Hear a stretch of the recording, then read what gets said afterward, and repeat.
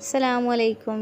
आपने बहुत दफ़ा खाए होंगे बीफ के टिक्के, चिकन के टिक्के, मटन के टिक्के, लेकिन इतने बड़े पीस हों मटन के, बीफ के और बग़ैर पानी, बग़ैर प्रेशर कुकर, बग़ैर कुकिंग ऑयल के बने हों और एकदम जूसी, नरम, मज़ेदार हों, तो क्या ही बात है। जी हाँ, आज आपको देने वाली हूँ बहुत ही मज़े की और लाजवाब किस्म की रेसिपी। इससे पहले आपने आज तक इस तरह के टिक्के हरगिज़ नहीं खाए होंगे और ना ही कभी आपने इस किस्म की कोई रेसिपी देखी होगी। तो वीडियो को आपने एंड तक देखना है, कोई भी स्टेप मिस नहीं करना, ताकि आपकी ये रेसिपी बहुत ही परफेक्ट बने और आपके दस्तरखान को, आपकी दावत को चार चाँद लग जाएँ और हर तरह से आपकी तारीफ़ और सब इस रेसिपी के दीवाने हो जाएंगे। तो चलिए स्टार्ट करते हैं। इसके लिए मैं ले रही हूँ बीफ के पीस हैं, बड़े पीस लेने हैं आपने, चाहे तो छोटे भी ले सकते हैं, छोटों में और कम टाइम लगेगा। लेकिन ये रेसिपी जो है बेसिकली अरबिक रेसिपी है और इसमें बीफ के जितने बड़े पीस हों उतने ही अच्छे खूबसूरत लगते हैं और गलने में भी बहुत जल्दी गल जाते हैं, बग़ैर प्रेशर कुकर के, बग़ैर पानी डाले, बग़ैर कुकिंग ऑयल डाले। बहुत ही यूनिक किस्म की रेसिपी आज आपको देने वाली हूँ। बड़े बड़े पीस लिए हैं जी मैंने, हड्डी बग़ैर बीफ है और कोशिश करें कि अगर इसके साथ चर्बी हो तो ज़्यादा अच्छी बात है, क्योंकि चर्बी से इसका टेस्ट बहुत अच्छा आता है। लेकिन इसके अंदर देखें कि पट्ठे वगैरह ना हो, क्योंकि पट्ठे नहीं गलते और फिर वो थोड़ा मज़ा किरकिरा हो जाता है। साफ़ बोटी हो तो क्या ही बात है। अच्छा, आप इसको कांटे के साथ भी कर सकते हैं इसके अंदर सुराख, लेकिन अगर छुरी के साथ ये जिस तरह मैं कट लगा रही हूँ 1 इंच के गैप से कट लगा लें।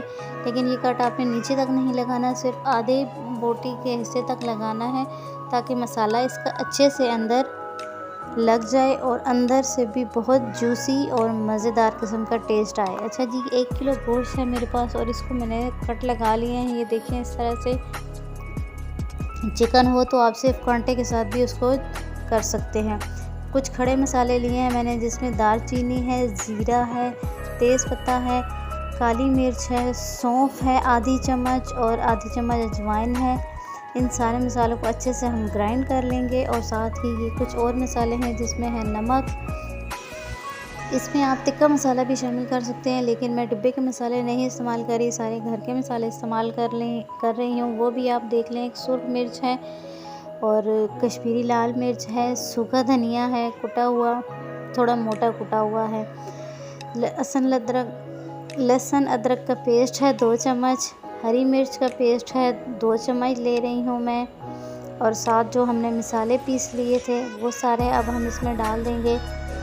तो 2 चम्मच मसाले थे ये, और साथ में 4 से 5 चम्मच हम इसमें डाल देंगे सिरका, सफ़ेद सिरका। इन सारी चीज़ों को अच्छा सा मिक्स करेंगे। आप चाहें तो इसमें नींबू का रस भी इस्तेमाल कर सकते हैं और 2 चम्मच सोया सॉस भी इस्तेमाल कर सकते हैं। सारे मसालों को अच्छा सा मिक्स करेंगे और अब हम अपने गोश्त को इसके अंदर एक एक करके डालेंगे और चम्मच की मदद से या हाथ की मदद से इन कट्स के अंदर अच्छे से मसाला लगा देंगे, ताकि अंदर तक इस मसालों का टेस्ट जो है वो सही तरह से बोटी के अंदर भी लग जाए।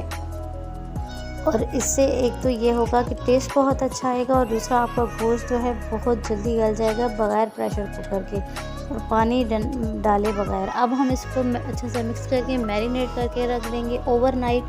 जितना ज़्यादा इसकी मैरिनेशन का आप टाइम देंगे, ये उतना ही टेस्टी बनेगा, उतना ही जूसी बनेगा और उतने ही कम टाइम में बनेगा। मेरे हो चुके हैं जी तकरीबन इसको मैरिनेट किए हुए 16 से 18 घंटे। अब हम इसको बनाने के लिए रखते हैं और इसको बनाने का तरीका भी बहुत ही मज़ेदार और मुनफरिद है कि इसको आपने बनाना है किसी खुले पैंदे वाले बर्तन में, ताकि एक ही लेयर में ये सारा बन जाए। मैं ले रही हूँ कढ़ाई, उसको मैंने हल्का सा ग्रीस कर लिया, 2 चम्मच कुकिंग ऑयल डाल के हल्का सा बस इसको ग्रीस किया है मैंने। अब हम इसके ऊपर अपने गोश्त के पीस जो हैं ये सारे रख देंगे। बहुत ही मज़े की मैं कहती हूँ ये रेसिपी है, बहुत जूसी और इतना नरम कि बिल्कुल हाथों से आप इसकी बोटी को आसानी से तोड़ सकते हैं और हर आपके लुक़मे में बहुत ही मज़े का इसका मसालों का जूसी फ्लेवर आता है। ईद के मौके पर, दावत के मौके पर आप लोग ये रेसिपी ज़रूर ट्राई कीजिएगा। आपकी दावत को, आपके दस्तरखान को चार चाँद लग जाएंगे। अच्छा जी, ये गोश्त सारा मैंने इसमें रख दिया है, सेट कर दिया। अब हमने इसको बिल्कुल हल्की आंच पर रखना है 30 से 35 मिनट तक के लिए, और उसमें ये गोश्त जो है थोड़ा अपना पानी छोड़ देगा। 30 से 35 मिनट के बाद अब हमने इसकी साइड पलट देनी है। थोड़ा थोड़ा पानी आपको नज़र आ रहा होगा इस कढ़ाई के पेंदे में, इसी पानी में ही ये आपका गोश्त गल जाएगा। अब हम इन सारी बोटियों का जो साइड है वो चेंज कर देंगे। देखें कितना खूबसूरत कलर आ रहा है, और खुशबू तो क्या ही कमाल की है। काश कि मैं आपको इस वीडियो के ज़रिए इसकी खुशबू भी भेज सकती। मज़ीद हम इसको देंगे जी 25 से 30 मिनट बिल्कुल लो फ्लेम पर। और ये देखें पानी इसका खुश्क हो चुका है, और गोश्त भी हमारा अल्हम्दुलिल्लाह बिल्कुल परफेक्टली गल चुका है। ना तो हमने इसमें कोई प्रेशर कुकर में डाला है, ना ही कोई पानी डाला है, ना ही कुकिंग ऑयल डाला है। और देखें हमारा कितने मज़े का टिक्का जो है तैयार हो चुका है, और पीस भी इतने बड़े हैं कि देखने में तो कमाल के लगते हैं। अच्छा, इसके साथ स्पेशल एक चटनी बनती है पुदीना चटनी, वो देख लें आप। उसके इंग्रेडिएंट अनारदाना लिया है मैंने, पुदीना लिया है ढेर सारा 1 चम्मच लिया है मैंने, काला नमक 1 चम्मच लिया है मैंने, ज़ीरा और हरी मिर्च डालकर अब हम इसकी अच्छे से चटनी बना लेंगे और दही के साथ इसको मिक्स करेंगे। लेकिन इसमें आपने लीमू का रस ज़रूर इस्तेमाल करना है, क्योंकि उससे इसमें तीखा टेस्ट आएगा और जो बहुत ही अच्छा लगता है। 1 लीमू मैंने इसमें साथ ही निचोड़ दिया है, और अब हम इसमें दही शामिल करके इसको कर देंगे साइड पे। पुदीना इसमें आपने बहुत ज़्यादा डालना है, क्योंकि पुदीने का टेस्ट बहुत इसमें मज़े का लगता है। आम चटनी की निस्बत पुदीना इसमें बहुत ज़्यादा जाएगा। अच्छा जी, ये जी हमारे हो चुका है, बीफ अच्छे से तैयार हो चुका है। अब हम इसको देंगे धुआं, और कोयला दहकाकर मैंने उसको बंद कर दिया था, वो मेरे से क्लिप नहीं हो सका।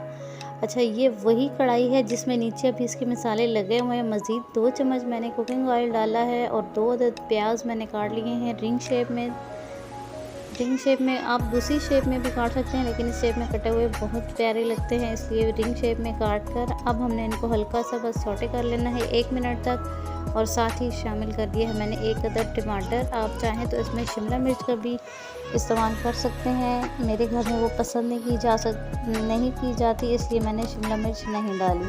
अच्छा जी, ये अब हम इसको खोल देंगे टिफ़िन को।